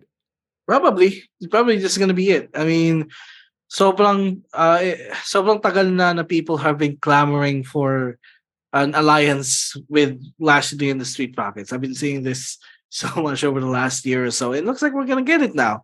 Again, also wait and see mode. I mean, we just had a minute segment of them together, so hindi pa natin talaga alam kung anong mangyayari. So let's just wait and see. And but the prospect of having a group with them together, maybe with Bianca as well, manifesting. So this has potential for me. This has potential. Are you high on this group, Ro? I think to Chino's point, I think there's something they're not showing us yet. Yes, they met with Bobby, but that doesn't mean that they might not also be meeting with MVP and Omos and the rest of the business, diba? So malay natin baka si Bobby lang yung point person nila, yung recruiter nila to the faction, diba? So I hope that happens. I mean, like, I'm projecting here, I'm speculating here, pero I think, syempre, it's just a tease. We only just saw the tease, so there will be more. So I I think they know din naman that Bobby can't talk for them, and both Montez and Docs will be talking for him and not the other way around. So um, I want to see where this goes because I think everyone involved has been underutilized then since the Hurt business broke up, and the Street Profits have been cool then because the tag team championships have been unified. So medyo talo sila dun. But that's a different story for another conversation. Mm-hmm. Also on SmackDown, the women's championship picture there has a lot of stories being juggled, and I'm not sure what you feel about it. If saktong juggling act lang to, or if there's too much going on. Because to recap, there's Asuka who's the champion, but she doesn't appear to be the focal point because it seems that the focus right now is on Charlotte and Bianca who are fighting over the right to challenge Asuka. And then may Io Sky pa waiting in the wings trying to cash in. And then there's Bailey who's low-key sabotaging her. So what do you think about this? Let's start with you, Chino. Is it just right or is it getting too messy for you? No, it's getting a lot messier than it has to be. So parang ang nakita kong problema dito is that they want to focus on Io and Bailey and Asuka and the whole drama with damage control, but then they also want to include Charlotte and Bianca in the conversation. Diba? So I don't think Charlotte and Bianca need to feud over the title any more than they've already done. Kasi si Charlotte and Bianca have been very decorated in their career. So parang it's enough for me to just see two of the great women wrestlers of our time go at it without having to fight for any sort of championship. Kasi to be honest, nakakasuya na yun. Diba? If Charlotte wins, we all know that story. If Bianca wins, same thing. Pero if Io Sky wins and overcomes Bailey, doon ka magkakaroon ng bago opportunity for a story. So I rather see that and keep Bianca and Charlotte out of the conversation entirely. Mm-hmm. Ikaw, Ro, what do you think about this story? Or these stories altogether? They did. I think they did a good job of tying it together. But the more I think of it, the more I hear what you guys have to say about it. I think it's also like an excuse to put everyone together and save up on a card slot, diba? So you don't have to run a separate Charlotte versus Bianca match. So you could still get Asuka versus Io and then Bailey. So yun siya. It's kind of a compromise. But to be fair, to give them credit, I think they're handling it a lot better than what other people might expect. So okay lang din naman. Syempre okay lang siya as long as it's still entertaining and logical. But I feel then on the other hand that if they didn't do this, whatever they did with Asuka wasn't gonna be as interesting as if they didn't as if they put everyone together in one story. Normally, when you have a women's or a championship story in general, but the champion is the focal point because they've got the prize, right? So, Emil, what do you think about Asuka not even really being the primary character here? It's kind of sad because she's a champion eh. Siya yung hinahabol ng lahat. But then the story now divulged into Charlotte and Bianca fighting. So they get the spotlight more than the champion. So that's why I was thinking about this, and maybe we're heading to a multi-woman match at SummerSlam para sa lahat sila mag-away-away na, so that they can settle this.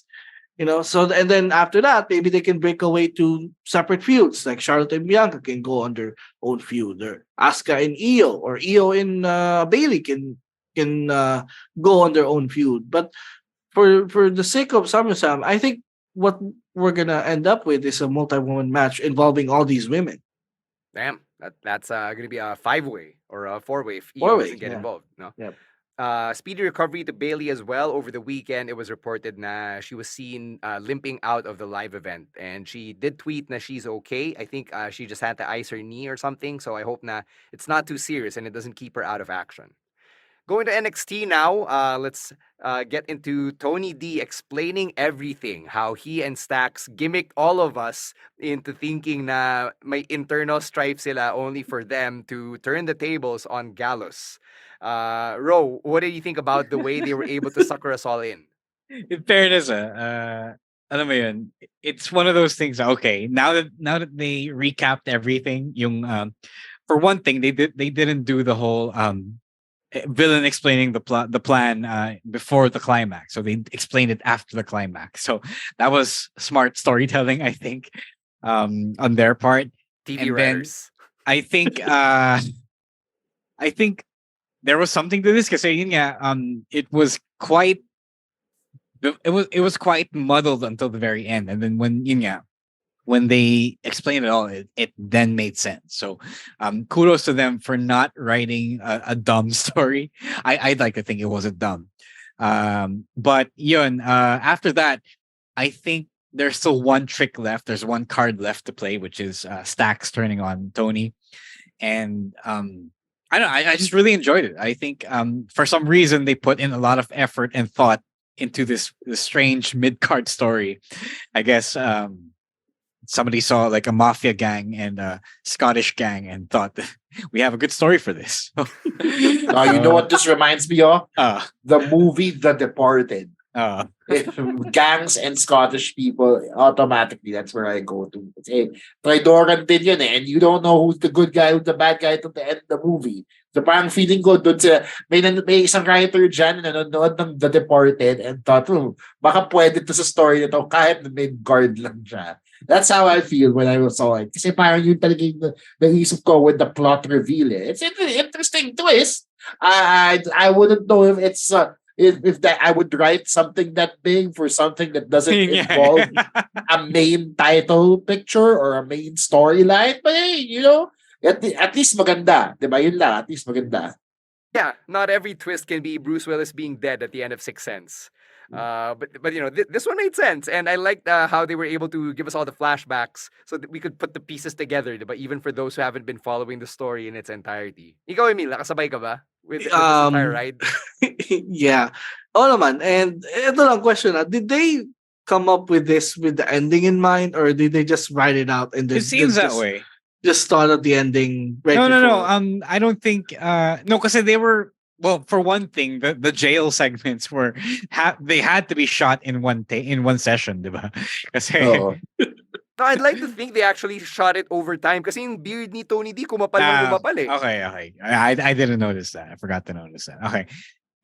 No, I don't think they wrote it on the fly. Kasi the Von Wagner thing, they had a clear plot for it. They had a clear plan for it, diba? Yeah. So I think what they're doing now, they're not doing it like Vince used to, na kung ano nang gusto niya every Monday hindi masusunod, diba? So I think I don't know who's writing for NXT now, but there is a plan, and the plan is if it doesn't hit, at least it's well thought out, and it was thought out in advance. Yeah, something's working, and we're generally liking it. So more, please. Over on AEW, what do you think about Bullet Club Gold and their spot on the show after losing such a huge 58-minute match against FTR? Na, I said it earlier, hindi siya as nakakapagod as you would think, considering it was a 58-minute match. Emil, ikaw muna. This question, the question I was posted here is, where does they go? Where did they go after losing an incredible match against FTR? This question is why I thought they were gonna win the titles last Sunday, because they can't go any higher than challenging for the tag titles, right? That's that's the peak of their team. And after losing, I felt like they're back to where they were. I mean, when this feud started, like I feel like they're just there, and maybe they could add some more. They could concentrate the story on adding more members to the Bullet Club Gold. Kasi apat sila. Yeah. So maybe add more members in that, or maybe compete for other titles like the trios titles or the other titles on the company, or maybe Jay White can go after singles gold again. Kasi he's to be honest, he's really a single star, and nagkataon lang na he was on a tag team because he was with Juice as well. Or maybe on my mind, if I would do it, siguro I'd have Jay go after Orange Cassidy for the international title. Siguro. That's like the next logical step. But as far as teaming up together, I don't think they can go any higher than than what they did. Okay, guys. Chino. Um, Kasi it's interesting that you brought up the idea of adding more members. Kasi if you look at the impact side of things, may Bullet Club din dun eh. Diba? They call themselves a ABC, yeah. different ABC. yeah, ABC, diba? American Bullet Club. So I don't know what the working relationship is with all these bullet clubs, but I don't see why they can't just merge them under one unified bullet club. If they're still going to continue with this bullet club shenanigan, which we've all grown tired of, by the way. So kung gagawin lang din nila yun, bakit pa sila mag-split, di ba? Wala namang explanation na may civil war sa bullet club in the States, at least, Right. di ba? So hindi naman din sinabi kung sino talaga yung leader ng in Bullet Club Gold, obviously it's Jay White, but like hindi naman niya sinabi na bakit umalis siya ng Impact and then just left these two guys here just to start his own Bullet Club. What happens to ABC, diba? So parang I if they're going to go anywhere else other than a title, I feel like addressing that story point is pretty important for me. No, I don't think it's a civil war. I think they're just satellite offices, like the same way Naito formed Lij after being part of the original Los Ingobernables in Mexico. So the thing about that, though, the interesting thing about that is that I felt like with this performance, Bullet Club Gold pretty much solidified itself as its own entity. Like I don't think of Japan Bullet Club anymore after I saw them. I didn't even think of ABC after I saw them. I just thought that they are Bullet Club alumni who took the Bullet Club name, but this is a completely new unit. And the fact that they just went toe to toe with FTR for 58 minutes was like, okay, I've never seen anyone in the old Bullet Club do that. So that's pretty cool. And that's pretty major for them. Do I wish they had a different name? Yeah, I do. But it is what it is, and that's how people know them. Maybe one day they'll just stop calling themselves Bullet Club. They'll just go by BCG or whatever, the Bang Bang Gang, whatever. Going back to where they go now, Heat of Guy, when you have only one set of tag team championships in AEW, so that's why you always need a different set, especially when you introduce a different show, and that show is a little bit of an island unto itself. Kataon lang na FTR finally showed up on Dynamite because the finals of the tag eliminator tournament were on Dynamite, and Dynamite guys, if they can be called that, won the tournament. So yun, that's a problem with unified championships. It's also a problem in WWE. After failing to win the titles, you just move on to a different feud that isn't for the top prize in the division. That's always sad, but I think the ball is in Tony Khan's court now to make sure that the goodwill both he and Bullet Club Gold got off of the match with FTR stay that way. Kasi you don't want to let go of that kind of momentum, especially when you've got a big hire in JY. So I don't know where else they could go, but they have to stay top of mind's title picture. All right, let's finish things off here with the Owen Hart Cup. So we saw over the weekend that Willow Nightingale won the women's tournament and Ricky Starks won the men's tournament, and my heel turn Pangkasama after he used the ropes to get leverage on CM Punk and then completely no-sold Jushin Thunder Liger after he won his championship match. So did you guys think that the right people won here? Let's start with Chino. Yes, because I don't know what the Owen Hart Cup rather does for CM Punk if siya yung nanalo. I can see a young talent like Ricky Starks benefiting off of it. Pero kung si Punk nga yung nanalo, then it's just another thing that he has that puts him over when he's already over and technically has his own show na din, diba? So parang for me, Stark was the one who'd benefit more, especially since siya yung nawalan ng steam from that Jericho feud and from being set back in all those other feuds that he's been a part of. So he benefits more. It allows him to have an accomplishment under his belt It allows them to stay relevant in the conversation, at least in the collision side of things. Ikaw, Emil, did you like this result? Yes, as well. Because the purpose of tournaments usually are, is to create new stars and to put over younger wrestlers on the roster, and it just so happens that Willow and Ricky Starks are up and coming young talents on the roster. So I think they made a star out of both of them, and it's a step in the right direction for both of these wrestlers. Mm-hmm. Yeah. Oh. Yeah, Willow. Yes, you already know my thoughts about Willow. The men's side. It's a good thing that Punk didn't win, although I'm not sure about the Ricky Starks heel turn, because I felt like doing that wasted so much of the natural, organic goodwill that he got from the Team Taz implosion, because people were really cheering and rooting for Ricky Starks to break out on his own. Then Tony Khan fumbled that ball, and now he has to resort to Ricky Starks turning heel again to be interesting again.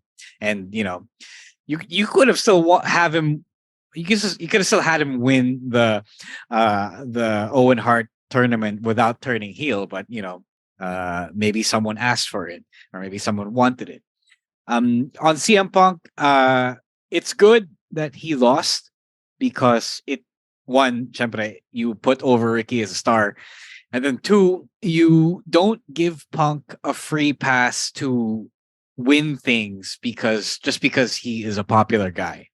Like, actually, buti nga hindi siya nanalo kasi, Calgary was also against him. So it's pretty clear now, I think, that a lot more places outside of Chicago don't really like the guy. So it's good that he doesn't get a free pass to, get put over all the time like he once was when he joined AEW, diba? So in a way, then that kind of shows. So he's not, politicking against it. So it kind of shows that he's accepting it, and he's just maybe he's atoning for his past sins. Diba? So may ganong factor, at least perception wise. So it's good that they're not really bannering Punk as the victor every time. So okay, and to me, a whole bunch of reasons why this is a good idea. Zooming out though, did you think na the Owen Hart Cup was something worth getting excited about? Kasi nung una, when I saw the announcement, I'm like, oh hey, they're bringing it back. Great. But after seeing that for the second straight year, they won, and then wala na namang nangyari, I'm like, why does it even matter? What is the Owen Hart Cup for? Other than, obviously, to pay tribute to Owen Hart, which is not a bad thing. It's great that his legacy in wrestling is being kept alive, but for the wrestlers who are putting themselves through said tournament, what's in it for them other than the shiny belt and the celebration with Dr. Martha Hart at the end? Yeah, yun nga. Yun yung kulang talaga. And maybe somebody has to be pointing it out to Tony Khan, kasi the prestige is largely because of the prize. And if the prize doesn't really mean anything, then why should you put your effort into giving it your all, giving the tournament your all, which would then create the prestige associated with the tournament, diba? Even King of the Ring had a meaningful prize, diba? Even in its latter run as a wala lang tournament, it was still for a championship shot, most of it, most times. So the belt doesn't mean anything. It's just ceremonial. So, basic booking 101. You gotta make it mean something by having it be for a tangible stake. Yeah. That's the thing. Because of the prize and it not really meaning anything in the long run, the tournament kind of fell flat for me. It's like the NBA in season tournament. You're gonna win this tournament, but it's not gonna help you win a championship in the long run. Like, do you get an automatic spot in the playoffs if you win the in-season tournament? So, pag nanalo ka daw nung in-season tournament, you get the money in the bank. Tapos pwede mo hamunin si Nikola Jokic ng 101. Pag natalo mo siya, champion ka na. Yun. Yeah, and you could argue the tag team blind eliminator was even better and more relevant than the Owen. Yeah. The Owen Cup. Kasi yun may stakes yun eh. You get a title shot a for the shot, tag team titles. So it parang hindi pa nakatulong yun na they were happening at the same time. Yeah, no, I agree with all your points, guys. Again, tama, yung ang ganda nung example ni Ro, because I was about to say that same thing.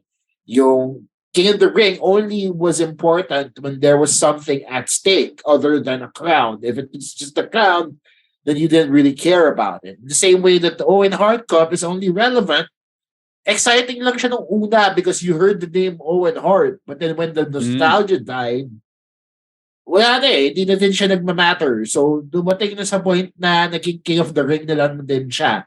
For it to matter, tama nga yung sinabi nila. You need to have something at stake there other than the belt, other than the title. You know, that's why if you really want people to care about the Owen Hart Cup, you have to make it matter by giving it some stake, something significant that the wrestlers can actually work for instead of just being a trope once a year. All right. I guess that's it. That covers everything that we have to talk about for the audio only episode. It's not a PLE week, pero sobrang daming nangyari, so we have to break it all down on this week's live stream and the audio only parts. And while we love that this happens, sana hindi naman every week kasi nakakapagod rin siya. So this is us manifesting a lighter week next week right here on the Wrestling Podcast. As always, you can hit us up with your comments on TikTok and on Twitter at Wrestling2XPod. So there, it's a lot of fun, as you can tell. We're having a lot of fun just talking about it. What's more, actually watching this on a week-to-week basis. For those of you listening to the audio-only version, I hope that you enjoy this next part. For those of you watching on the live stream, we're still talking about Chelsea and Sonya being the new women's tag champions, Finn and Seth, the new faction of black dudes that's assembling on SmackDown, the women's championship picture on SmackDown, Tony D, and Bullet Club Gold. All of that part of your menu for the audio-only part. Now, let's get to some plugs. Chino, I know you have a huge event that you want to let the people be a part of this weekend.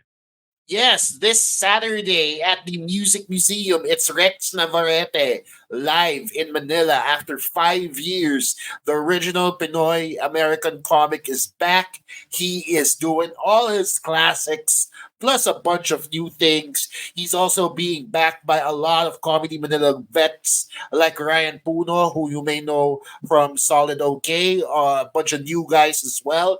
Joining him in the fun. That's this Saturday, July 22 at the Music Museum. Tickets are available at comedymanila.ph. If there's one show you need to go to, it's this one, guys. Ro, how about you?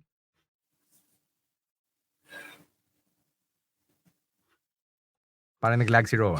Yes, the link. Hello.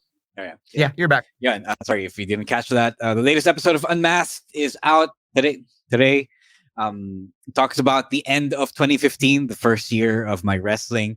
So there were 2 events then, so it's pretty cool. And an interesting story about the first ever PWR backstage fight. So if you want to learn all about that, please follow and stream Unmasked. The Chronicles of Rome Reynolds and that on Spotify and Apple Podcasts. Yung pa lang doon pa lang siya available. All right. For me, I'm going to be part of the Asia Basket Las Piñas Championship happening from tomorrow, July 21 until July 30. I'll be calling the action on opening day. A lot of really fun college teams will be part of that pocket tournament. Ateneo, San Beda, FEU, Perpetual Help, CSB. So they're all going to be there. There are some pro teams as well. Gerald Anderson is fielding a team na half celebs, half semi-pros. So go catch those games. They're actually going to be streamed on the Phil Basket / Asia Basket social media. They're also going to be shown on delayed telecast on Solar Sports. So I hope that if you love basketball, you can check this pocket tournament out. It's brought to you by Jai Reyes, Hoop Junkie, Pat Edrozo, and the rest of their fantastic team. And I'm so thrilled to be working with them once again over the next couple of weeks. Kaya wala ako next week on the pod. Another thing I got to plug on Ro's behalf naman is MWF. ManilaWrestling.com for everything that you need to know about Gigil at Romansa, if you want to catch the episodes, they're going to be uploaded on Gank very soon. Of course, they will also be shown on Rock of Manila TV. It's the new channel under the RJTV network. So we're so excited for you to catch our first episodes, the return of Pinoy Wrestling on TV, as we've been marketing it, and go catch all of the antics that JDL and myself are up to as part of Oro Plata Mata. Rock of Manila TV is on Sky Cable channel 229, and I believe it should also be on the UHF band once they sort that out.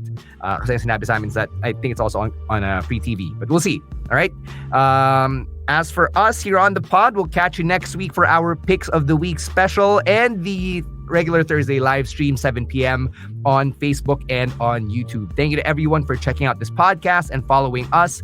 Thank you to Babyface producer Jasper for everything he does, along with all the other producers over at Podcast Network Asia. We wish we could walk out to Bed of Roses, but we can't kasi kailangan namin magbayad sa PhilScap at sa mga record labels. So all we'll say is our usual goodbye. On behalf of Romoran, Chino Liao, and Emil ASH, my name is Stan C. Stay safe, stay healthy, and don't be a dick. Wrestling Podcast out. Bye-bye.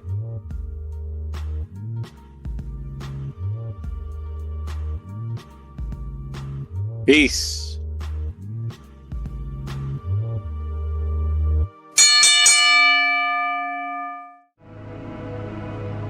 The views and opinions expressed by the podcast creators, hosts, and guests do not necessarily reflect the official policy and position of Podcast Network Asia, the hosts of the program, or other programs of the network. Any content provided by the people on the podcast